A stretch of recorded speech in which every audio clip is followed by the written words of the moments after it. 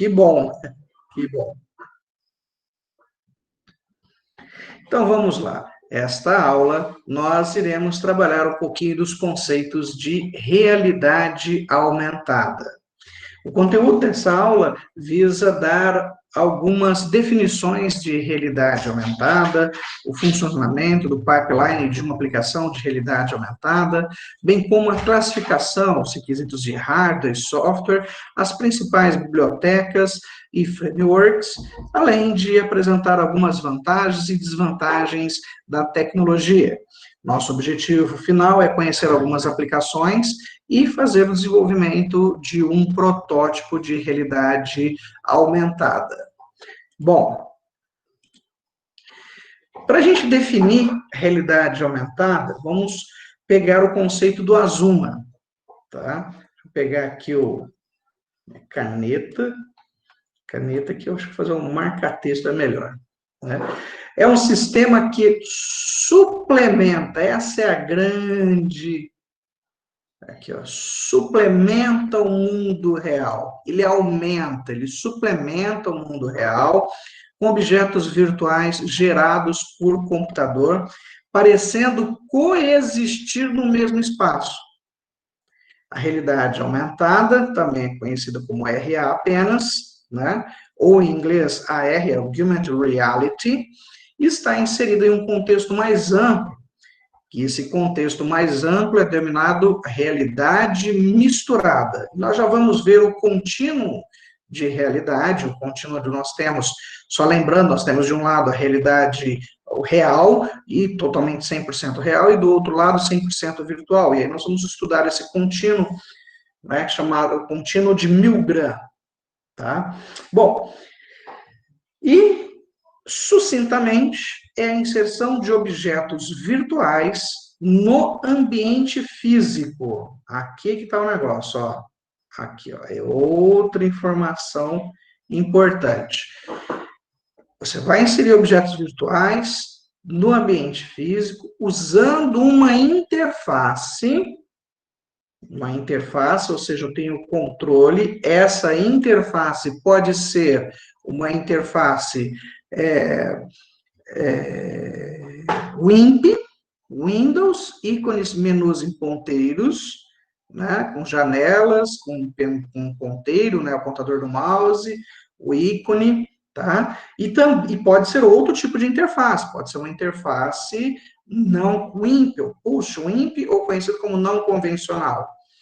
E essa interface permite visualizar e manipular os objetos. Se você apenas visualizar, você não está na realidade aumentada. Você tem que visualizar e manipular, tá? Só visualizar, você está na realidade misturada ou mista. Bom, e o que é realidade misturada ou realidade mista? É a mistura do ambiente virtual com o ambiente físico, através de algum dispositivo tecnológico, tá? Esse dispositivo tecnológico aqui pode ser uma webcam, pode ser uma câmera simples e pode ser qualquer outro elemento que faça captura, o sensoriamento do mundo real e que leve esse mundo real para dentro do computador, e esse mundo real dentro do computador é incrementado, é inserido objetos virtuais e a imagem é devolvida para o usuário final, tá? É definida para o usuário visualizador. Então, também há sobreposições de objetos 3D.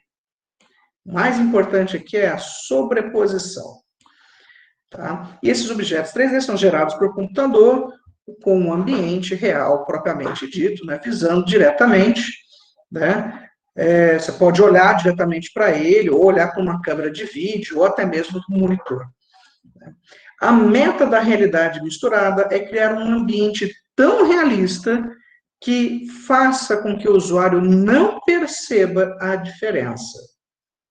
E quando eu falo aqui que ele não percebe a diferença, significa que eu estou utilizando texturas, elementos gráficos, sombras, para que o usuário perceba que aquilo que ele está vendo parece muito com o real. Então, não há diferença entre os objetos reais e virtuais, participando todos da cena, né, e tratando-os como uma única coisa. Bom, de maneira geral, é uma melhoria do mundo real com objetos, imagens, objetos virtuais, textos, tudo isso gerado por computador.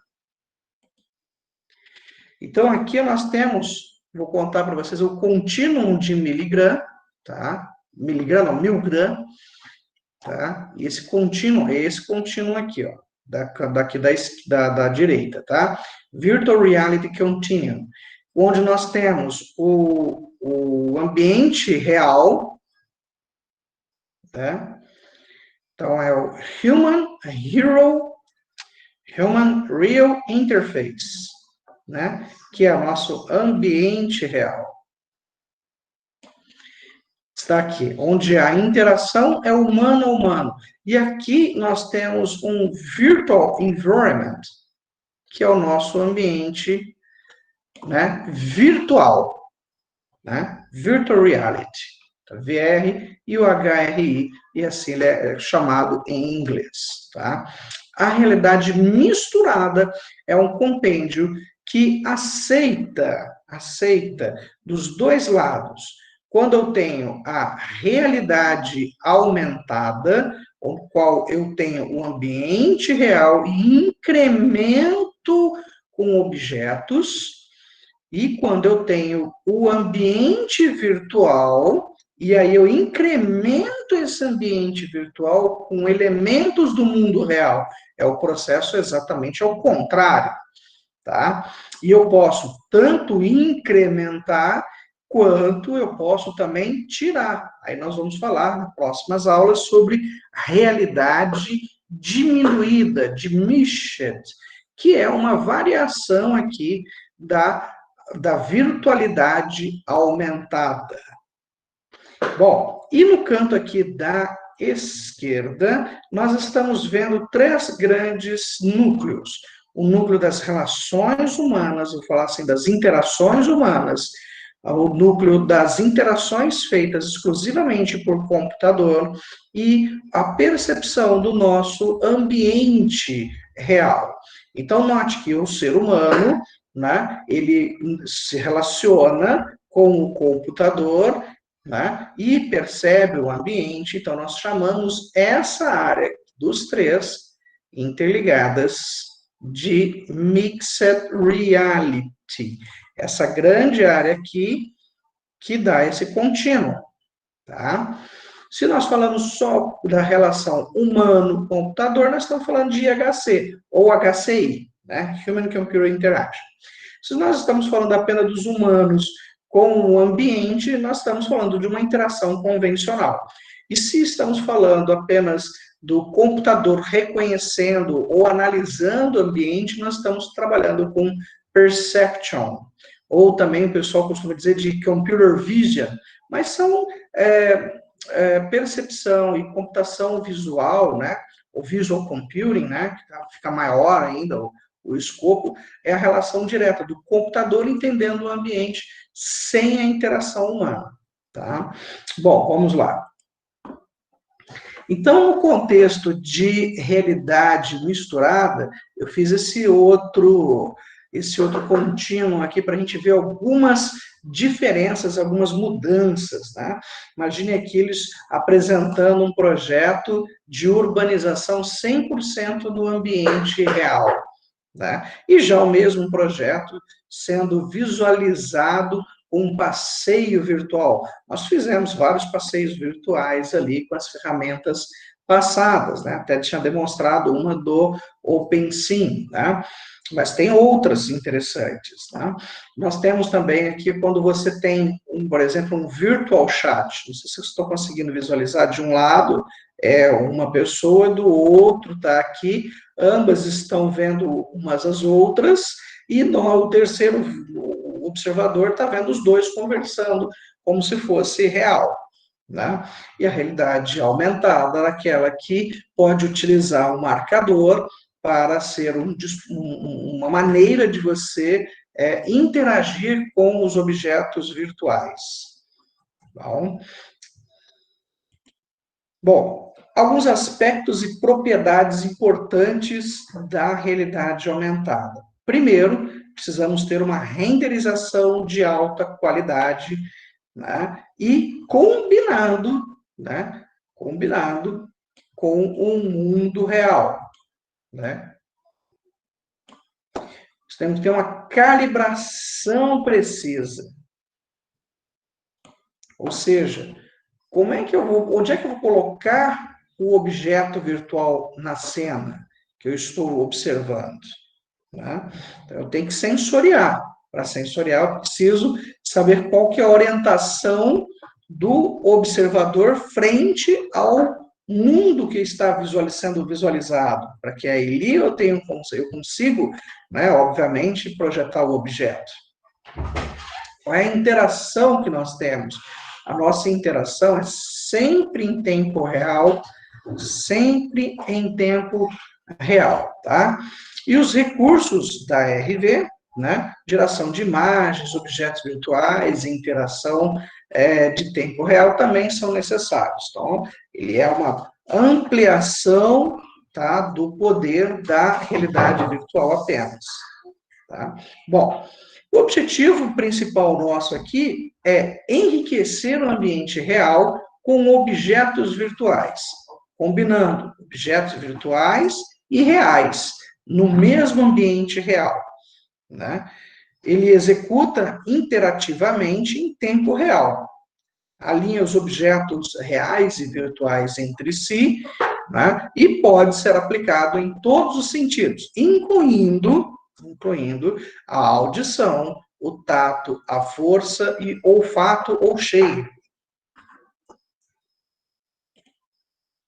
Mas quem que inventou isso? Quando que isso começou a aparecer? Bom, eu tenho aqui esse histórico nesse meu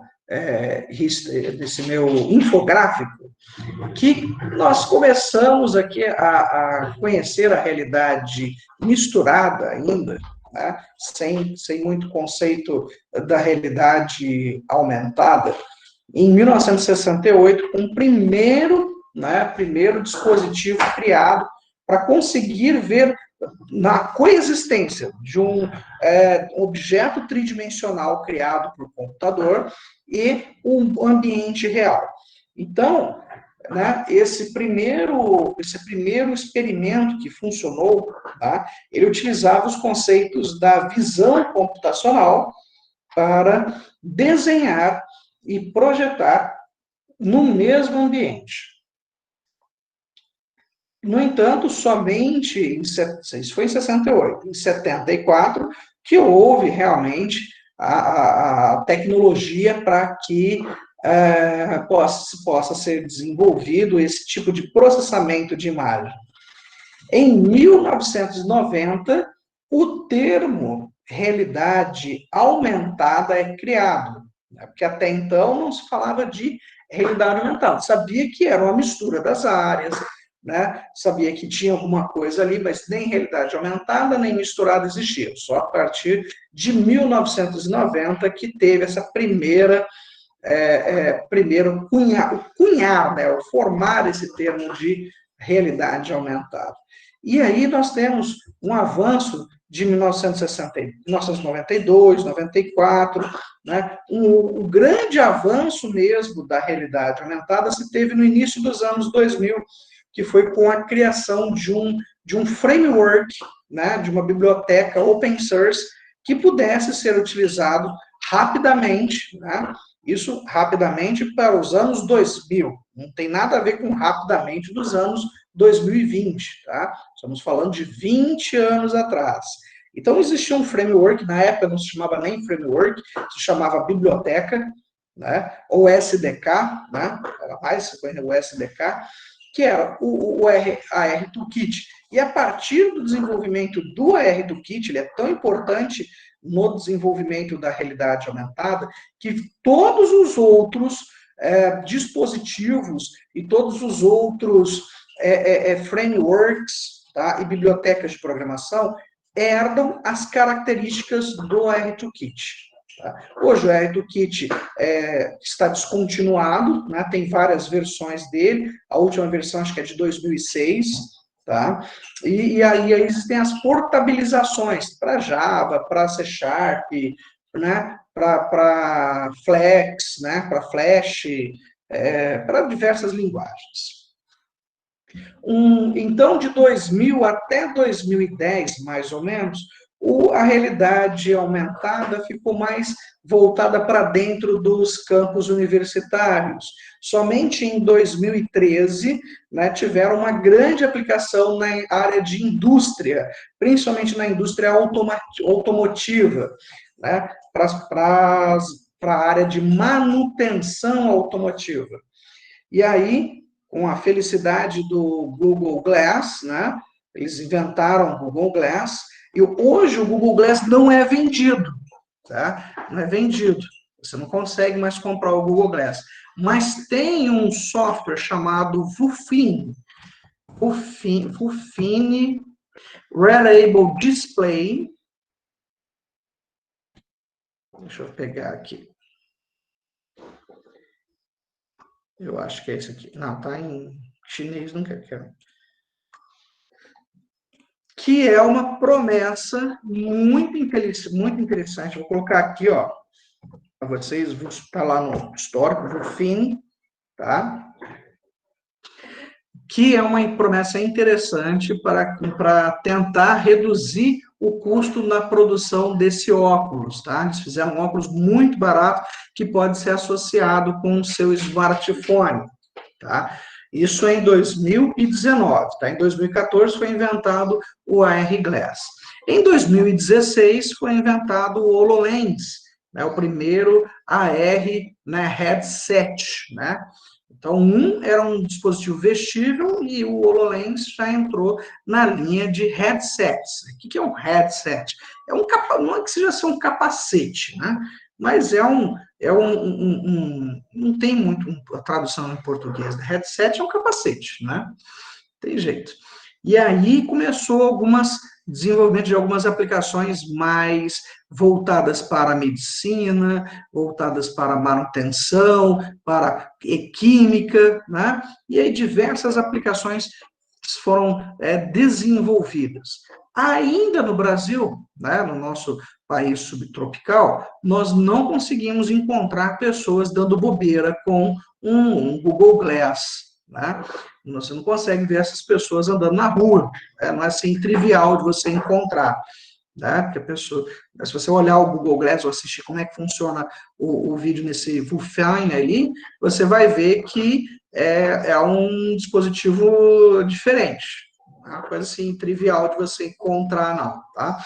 Eu tenho que ainda não consegui um infográfico que consiga atualizar de 2017 para 2020. 2020 estava preparando várias mudanças, né? Principalmente no Oculus Go, né?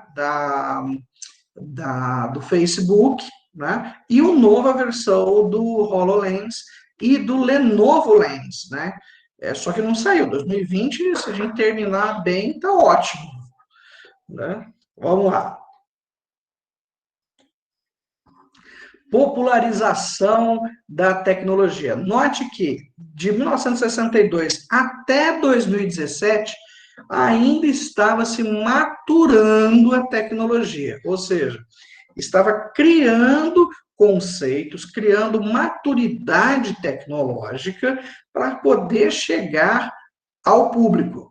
Claro que em 2000, vamos colocar aqui 2017, que é o grande boom da popularização dos smartphones, mas vamos considerar que, né, esse boom se veio principalmente pela inserção de dispositivos no celular. Um dos dispositivos mais, um dos recursos, aliás, né, mais inseridos no celular é a inclusão de 2 a 3 câmeras, sendo uma frontal ou 2 traseiras, né? E hoje nós temos celulares que têm 4 câmeras, sendo uma para RGB, né? Uma para sensor de profundidade e a outra para ser de Full HD, alguma coisa assim, né?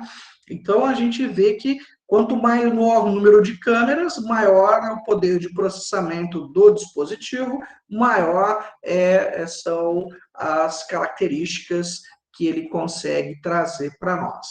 Mas o grande boom mesmo veio de 2016 e 2017, no qual houve a maturação, tá, de 2 tecnologias. A primeira, do óculos Rift, né, que é uma ideia super simples. Vocês viram depois que o Google Cardboard, com aquele aplicativo do Daydream, faz a mesma coisa, mas a ideia é fantástica, né? Depois, quando o Facebook comprou o óculos Rift, comprou a marca, comprou tudo, e aí inventou o óculos Go, conseguiu até baratear o óculos Go, né? A ideia era que esse óculos chegasse na população, né, lá nos Estados Unidos por menos de $100, né? Se a gente computar aqui no Brasil, se chegasse isso no Brasil, tirando os impostos e tudo, hoje teríamos aí a R$500. Então, seria uma atividade interessante, né? Não sei se vocês viram também, depois procurem lá no Facebook, do Facebook Oculus Go, né? Tem bastante coisa aí, como que o Facebook consegue enxergar a questão da virtualidade, né? Seja ele aumentada, seja ele virtual, seja ele estendido, uma realidade estendida, com os dispositivos de visualização, né, headsets. Tá? Bom, continuando aqui. As perspectivas que nós tínhamos, né, isso aqui em 2018, tá? É o Huawei Technologies, que projetou isso, do KST, né, que é China Academy Information and Communication Technology. Eles tinham pensado isso em finalzinho de 2018, e começamos a falar dessa perspectiva em 2019, né? Então ele tinha colocado assim, ó. Então, antes de 2016, 2017, não tinha nenhuma imersão. Então, a gente não conta, né? O primeiro nível de imersão acontece lá em 2016, 2017, né? Que aí você tem algum hardware e software que promove isso, né? O Oculus Rift, né? Começou a ser pensado nessa época. De 2018 a 2019, melhora esse processamento desses dispositivos, principalmente com a inclusão do Snapdragon, que é um processador da AMD que ficou top, cara. Eu não sei se, perdão, acho que o Snapdragon não é a da AMD. Snapdragon é da Qualcomm. Perdão, gente, eu sabia que tinha falado alguma bobeira, mas era da Qualcomm, né? Então, com isso, teve algumas mudanças significativas aí, né? Em 2020, 2022, que a gente começaria a fazer uma imersão mais profunda, né? No qual as tecnologias iam combinar, né, alguns fatores de sensoriamento, principalmente do corpo humano, principalmente da relação direta, né, com a interação em ambientes virtuais totalmente alusivos, né, totalmente imersivos, vamos falar assim, né? E aí o que aconteceu? Em 2020 a gente deu uma freada. Então, essa aqui, ó, 2020, 2022, a gente está ainda na esperança, né? 2021 aí vai ter muitas mudanças, nós estamos confiando nisso, né? Para ver se bate. Mas estamos esperando aí, quem sabe, até o final de 2020, né? Mais ou menos aí, finalzinho de setembro, comecinho de outubro, a Huawei, né, joga o o novo planejamento, né? Para os próximos anos, aí eu vou atualizar, vocês voltem no próximo semestre e eu passo esses slides para vocês atualizados. Né? E o que está sendo visto para frente, de 2023 a 2027? Né? Desenvolvimento de terminais, isso aqui que é legal, ó. Em terminais, no qual a gente consiga deixar a realidade, não falo nem só a realidade misturada, mas sim as holografias, possam ser levadas em qualquer lugar, podem ser deixadas para que as pessoas toquem nessas holografias, nesses objetos, e tenham uma experiência, né, não só com realidade aumentada e misturada, mas sim com realidade estendida e holografia. Né? Essa aí é a ideia que se tem para 2023, 2027. Né? Mas aí vamos para a grande pergunta de quase, né, o que o pessoal diz, né, quanto é que vale o seu sistema? Primeiro vamos saber o quando vamos usar e quando não devo usar. Quando usar? Quando o ambiente real faz parte do contexto da aplicação. Aí fica fácil de usar a realidade aumentada. Quando eu preciso da mobilidade e quando eu preciso da interação entre os objetos reais e o objeto virtual, para fazer sentido ao usuário. Se não fizer sentido para o usuário, não preciso ter essa tecnologia. Vou gastar, vou demorar demais para produzir, vou gastar e não compensa. Né? Quando agora eu não devo usar? Não vou usar por quê? Essa é a grande pergunta. Por que eu não vou usar? Eu não vou usar porque é só novidade.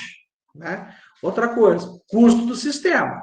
Né? Eu tenho aqui um custo, vocês vão ver, nós temos hoje ferramentas de desenvolvimento, tanto na Unity com o Vuforia, quanto no OpenSpace 3D, tá? Que são muito elementares, são triviais.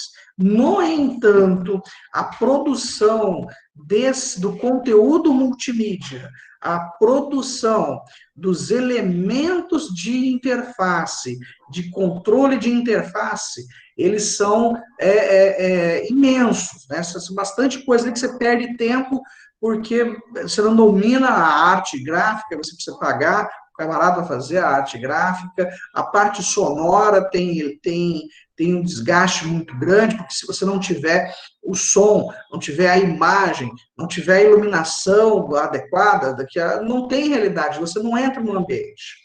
Então, tem hora que não compensa, quando a complexidade do desenvolvimento é muito grande. Né?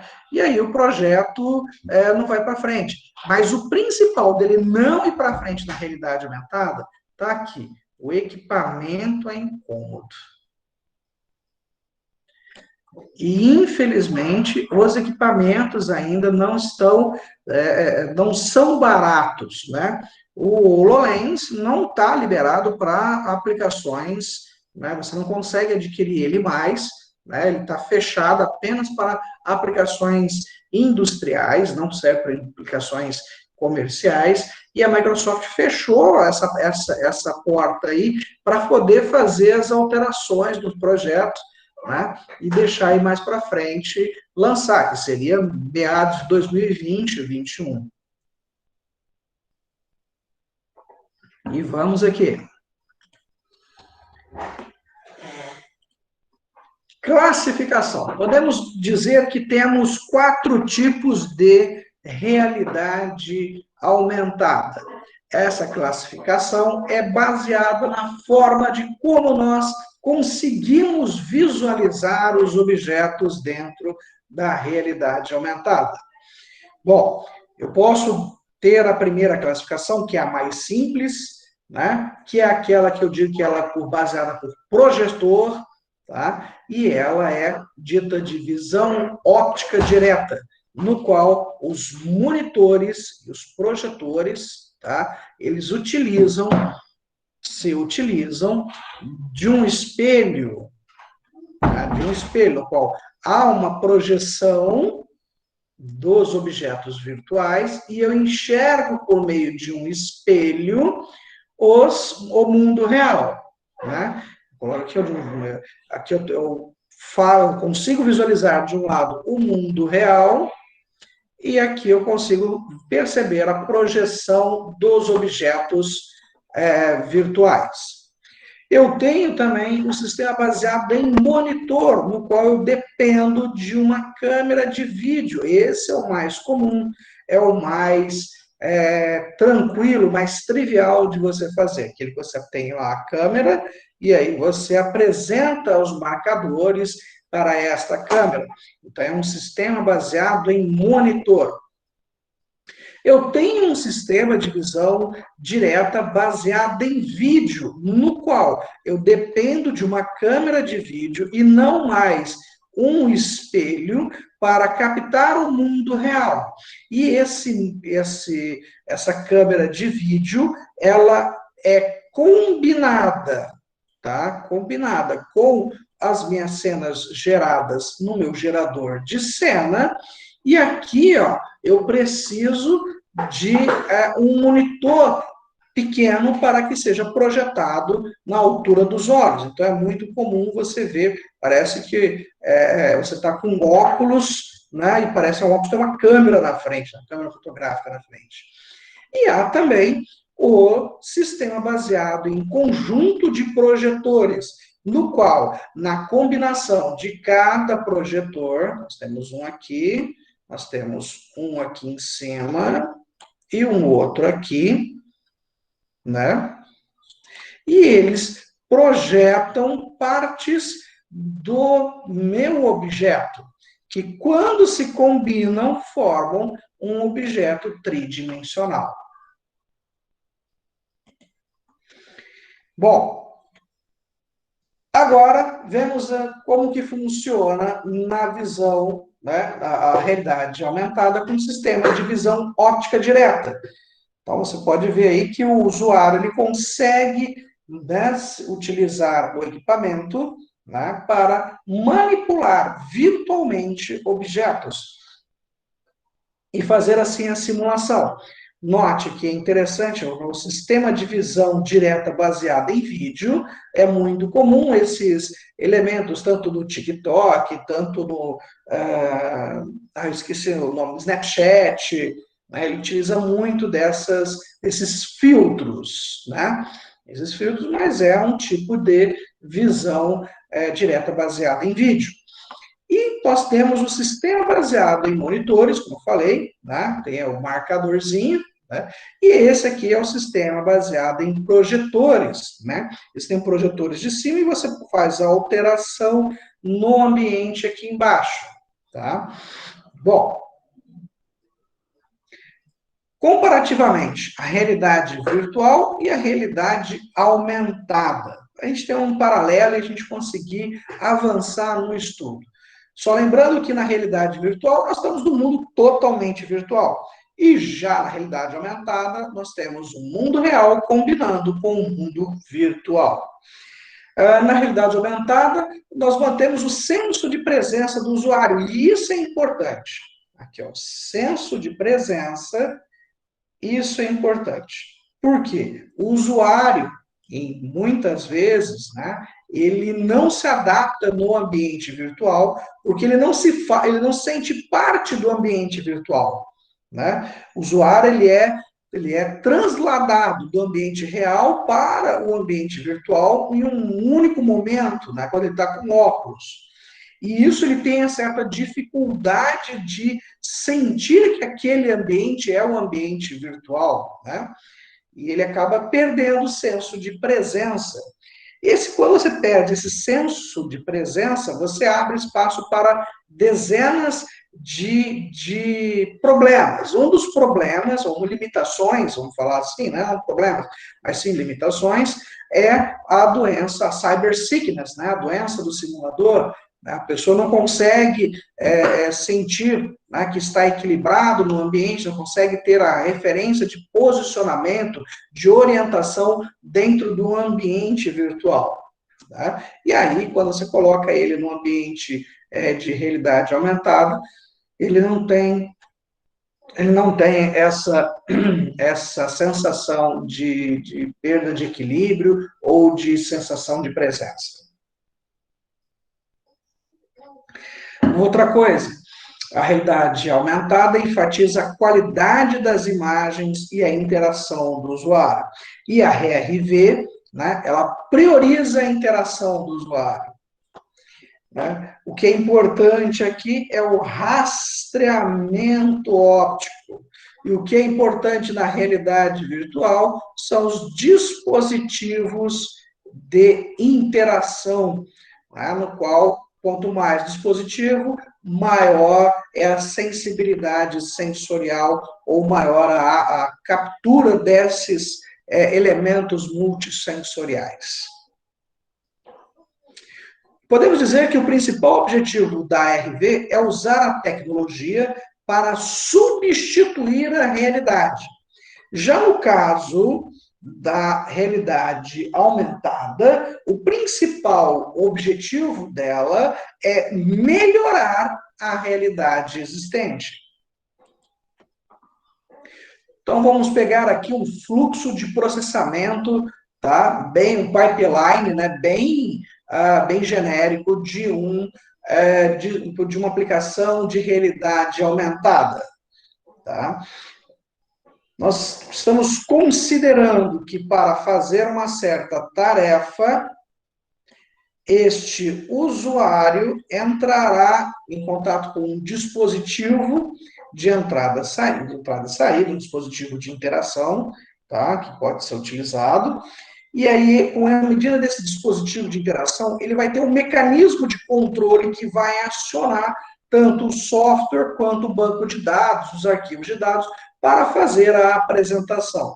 Como exemplo, nós estamos aqui vendo uma aplicação de um celular projetando no pulso do usuário. Note que no pulso do usuário há um marcador, né? Esse elemento aqui, ó, se eu pintar ele aqui, esse elemento aqui, ó, que é essa coisinha, ele chama de marcador ou marcador fiducial, tá? Esse marcador aqui, ele é responsável para que a biblioteca consiga identificar para que lado o usuário está olhando, qual é a orientação dele e qual é a posição que o objeto deve ficar em relação à visão do usuário.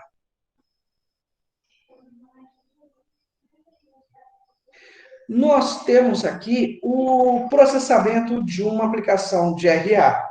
Tá? Nós temos aqui esse fluxograma e ele funciona assim. A partir da binarização da imagem, converte a imagem colorida em preto e branco, tá? É feito o reconhecimento das áreas de interesse. Que é a área de interesse? Ele tem que reconhecer em algum momento essa característica da imagem. Que característica da imagem? Tem que reconhecer esse quadrado preto aqui, pedaço branco, depois o quadrado preto, depois os desenhos pretos dentro dele. Esse aqui é o que a gente chama de padrão ou pattern, né? Esse padrão aqui é reconhecido, então, como ele é identificado, qual é a orientação e a rotação deste padrão em relação à posição da câmera. Feito isso, isso é chamado de matching, né, que é o casamento ou reconhecimento, né? Reconhecimento da orientação e rotação, é feito isso, né? Feito isso, ele ajusta o modelo ao matching, né, que é a orientação e a rotação do padrão, e aí ele combina a imagem virtual com a imagem real. E aí encerra e vai para o próximo quadro. Só que todos esses passos aqui é feito em tempo real. Ou seja, em um ciclo, uma única rodada, num único laço, né, numa única virada de chave, o fluxo de processamento tem que ser tão rápido, né, que não, o usuário não perde a interação. Só um detalhe, a biblioteca, a primeira versão da biblioteca do ARToolkit fazia isso em 16 quadros por segundo, e já era uma maravilha. Mesmo considerando que no início dos anos 2000, as câmeras, né, não tinha, a câmera mais potente era de 720 por 720 por 400 ou 562, acho que alguma coisa assim. Cara, era uma super câmera. Ele não conseguia chegar a 1K de definição. Não chegava a 1K de definição. Né? E aí, em 2000, só lembrando, isso em 2000, quando eles conseguiram pegar 16 quadros por segundo, significa que um marcador, para cada um marcador, tá? Ele tinha 16 quadros para fazer todo esse procedimento aqui. E o que ele fazia? Ele descartava, ele tinha reconhecer em média 30, 35 quadros por segundo, ele perdia metade desses quadros só no processo de binarização, reconhecimento da área de interesse, matching, ajuste de modelo e tal. Esse problema foi resolvido, tá? Lá no ARToolkit Plus, quando eles começaram a colocar alguns algoritmos de inteligência artificial para otimizar o reconhecimento da área de interesse e fazer um matching. Se você for buscar lá no nosso Moodle, você vai encontrar um arquivo de um artigo falando como que ele conseguiu melhorar esse desempenho dentro do ARToolkit, tá? Bom, mas vamos lá. Hoje, é claro, você faz isso com uma qualidade e uma rapidez tão grande que você nem imagina que você está perdendo alguns quadros por segundo. Mas em 2000 você perdia, você tinha que contar isso. Né? Lembrando que você tem 16 quadros por segundo para um marcador. Se você tinha 2 marcadores, ele ia caindo, né? Ao ponto que ele ficava com 8, né? 8, 10 quadros por segundo para 5, 6 marcadores. Né? Então, não dá para você fazer uma captura interessante, não dá para ser utilizado como sistema de captura de movimento. Em 2000, né? À medida que vai se avançando, né, a tecnologia ele consegue já chegar em um patamar maior. Né? Em 2013, por exemplo, ele já pegava já a 60 quadros por segundo, 72 quadros por segundo. Na época eu usei, no meu doutorado, usei uma versão do ARToolkit Plus, né? E a gente chegou a ter 72 quadros por segundo. Que era o máximo que a gente conseguia na máquina. Componentes. Nós temos 2 tipos de componentes aqui. Obviamente, o hardware, que é o nosso dispositivo de entrada, os displays, os processadores, a rede, e os nossos softwares, que são separados em 2 grandes tipos de software. O software de autoria e os softwares de tempo real. O software de autoria, assim como, né, vou dar um exemplo aqui do OpenSpace 3D, é um software de autoria, ele é mais fácil de você trabalhar com ele, você não precisa saber programação, né? Você pode trabalhar, mas vai se dedicar mais ao cenário, mais aos elementos, e não se preocupar tanto com as características de programação. E se você está pensando em melhorar, né, a qualidade da imagem, melhorar a qualidade da interação, aí você vai ter que trabalhar com alguns componentes mais de baixo nível, que aí é o ARToolkit, né, o Mixed Reality Toolkit, né, o MRT, né, o Studios Tube, né, o Tails, o Vapor, são várias ferramentas ali que você pode utilizar. Né? E, claro, todas elas também têm os seus bindings, né? Os seus bindings para as suas linguagens. Né? Basicamente, eles utilizam o VRML, que é o padrão da linguagem de marcação para a realidade virtual, o X3D, que é um avanço do VRML, mas ainda utilizam o OpenGL para geração dos objetos tridimensionais, luz, sombras, etc. Requisitos do hardware propriamente dito e do software. Primeiro, câmera de vídeo. Se eu não tiver câmera de vídeo, não adianta. Processador gráfico. Funciona na sua máquina que tem lá o chip Intel inserido, né, chip embutido na placa de vídeo embutida? Funciona, porque ele tem um processador gráfico lá. Pronto, se não tivesse esse processador gráfico, não funcionava. Sistema operacional, sistema operativo compatível ou adaptado. Funciona no Ubuntu? Não. Tem hora que trava. Dá para funcionar? Dá. Aí você vai ter que fazer o download lá da versão do kit corretamente. Tá isso. Funciona no Linux, no Mac? Funciona, mas aí você vai ter que trabalhar com as bibliotecas do Mac, tá? Para você poder fazer a compatibilidade correta, tá? As bibliotecas de rendering, tá? Principalmente as bibliotecas que fornecem shaders, né? E a biblioteca matemática, cara, se você não tiver uma biblioteca matemática boa, pode esquecer, ele não consegue calcular. Se tiver biblioteca com erro a partir do sexto ponto da casa decimal, ele dá erro. Ele chama de estouro de memória, né? Vamos lá. Velocidade, a gente falando de RA, né, a gente tem que pensar que isso hoje está na nuvem, né? Então a gente tem que lembrar que a banda para uma aplicação de RA, RM, XR é de Extra ou Extended Reality, né? Realidade estendida, realidade extra, né? Então a gente está combinando aí as siglas, né? Depois nós vamos falar mais um pouquinho de Extended Reality. Então, em média, para você ter um vídeo, né? Um vídeo aí de uma resolução, né, de 4K 2D, né? 2D, ó, com uma resolução boa do seu vídeo, né? Você tem lá uma latência de 40 microsegundos, né? Considerando que você vai ter uma rede de 20 a 50 bits por segundo. Se você pensar num negócio mais porreta, né? Você pega lá um Full HD de 24K, 3D, né? Nós temos uma necessidade de banda de 2 a 5 gigabits por segundo. Claro que aí você tem né, uma latência de menos 10 milissegundos, né? Milissegundos. É uma coisa violenta esse negócio aqui.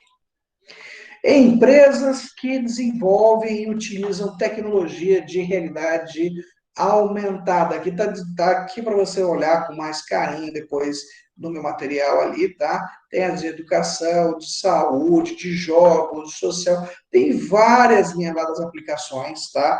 O que eu vou falar para você é que você dê uma observada, tá? Dê uma observada, principalmente nos lugares que contratam brasileiros, tipo Applied VR e cadê aqui, cadê aqui a Other Worlds aqui, ó, na área de games, tá? Eles contratam brasileiros, eles curtem isso, tá? Tem bastante gente aí que quando vai para fora acaba tendo contato com essa galera. Tá? Olha lá, o Second Life, né? Second Life não morreu, como muita gente diz, né? O pessoal do Linden Lab só vem atualizando, né? Vamos Sansar, né? Outra coisa aqui, as plataformas, né?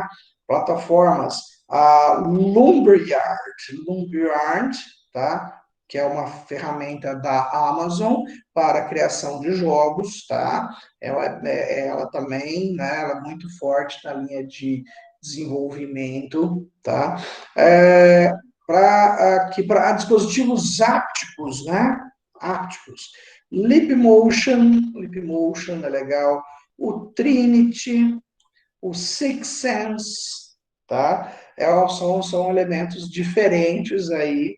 Você dá uma olhada lá, que você vai ver que tem bastante coisa, né? Principalmente aqui, ó, as empresas de infraestrutura que fornecem infraestrutura para as aplicações de RV, tá? RV e RA. né? Claro que tem um interesse violento, né? A Samsung, a Google, né? Mas coisas que a gente não via, por exemplo, a Mattel. O que faz a Mattel? Mattel é aquela que faz a Barbie, cara, né? Faz a Barbie, faz o Ken, faz o Lego. Cara, eles investem em tecnologia de realidade virtual, porque sabe que tem a grande sacada aí de você poder combinar o real com o virtual. Tá? Principal elemento na realidade misturada, realidade aumentada, é o registro, tá? Esse registro, esse matching, né, esse casamento, lá o registro, ele é importante. Importante porque o posicionamento correto dos objetos no mundo real, quanto mais correto ele é, maior a aceitação do objeto. Um exemplo que eu vou passar para vocês aqui, eu vou voltar no meu slide lá no início.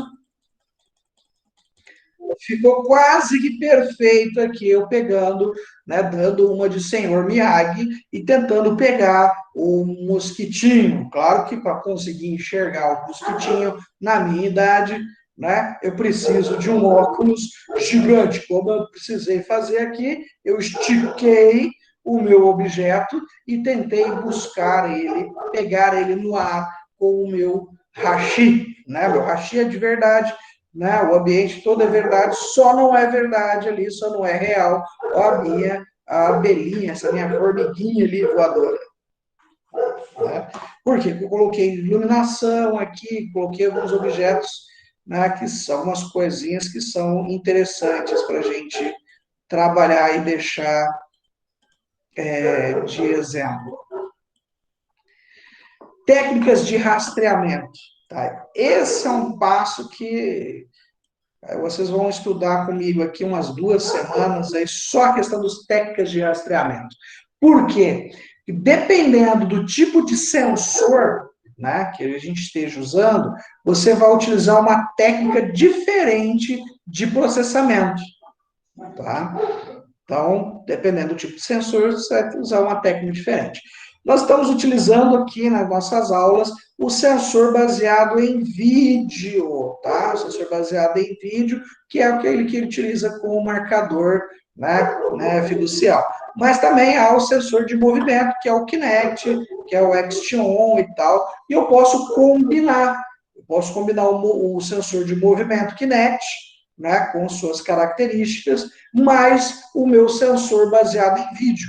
Tá? Você vai ver que tem diversos trabalhos que tentam unir isso, tá? Para poder deixar o sensor Kinect mais fiel com a movimentação. Tá? Bom, vamos lá. Elementos de rastreio, tá? Nós temos esse exoesqueleto aqui, que é um sistema de rastreio por GPS. Ele é um rastreio dito, né, rastreio por formas de GPS do modelo inercial. Né? O próprio GPS, quando a gente vê do rastreio por quem gosta de brincar de Pokémon Go, né? Vai ver esses GPS. Ah, gente, isso aqui é muito legal. Esse sensorzinho, tá, de acelerômetro, né, giroscópio, vem lá da definição do Nintendo Wii, cara. O Nintendo Wii, mais ou menos, fez um boom na sociedade aí em 2005, 2006, acho que é, né? Ele era rápido, ele era robusto, permitia movimentação, né? Ele só tinha um problema, né? Ele tinha um ruído demais, então, dependendo do que você fazia, se você fizesse muito rápido a movimentação, ele se perdia. Mas é um sensor de movimento fácil de trabalhar, tá? Muito inteligente, né? Muito inteligente mesmo. O pessoal da Nintendo tem que tirar o chapéu para eles. Sensor magnético puro, né? Ele é um sensor que poucos sensores, mas são elementos que você consegue ter uma taxa de atualização do posicionamento mais rápido, né? Ele é mais fidedigno, né? No entanto, ele sofre interferência com materiais metálicos, né? Se você estiver passando por alguma estrutura metálica, esse sensor magnético não vai ser o suficiente.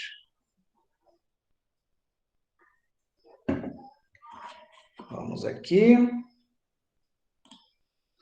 O sensor mecânico, né, tem esse exoesqueleto para fazer o posicionamento. Note que no rosto não temos nada, temos apenas no exoesqueleto, tá? Por quê? Porque isso aqui, ó, o principal problema é o volume de interação, o volume de ações que o usuário pode fazer com esse exoesqueleto.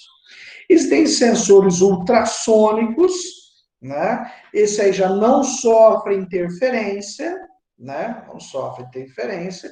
No entanto, né, perde precisão em ambientes amplos, tá? Só funciona em ambientes fechados. E o que eu mais gosto, mais barato, né? Claro, você gosta do mais baratinho. Não que seja desmerecendo os demais fazem bastante coisa, mas para uma aplicação mais trivial, é mais interessante utilizar o rastreamento baseado em vídeo, né? Bom, e nos sensores baseados em vídeo, eu tenho duas abordagens principais. A abordagem com marcador e a abordagem sem marcador. Para a gente entender como é que funciona, a abordagem com marcador vai procurar o marcador em si. Vou pintar aqui.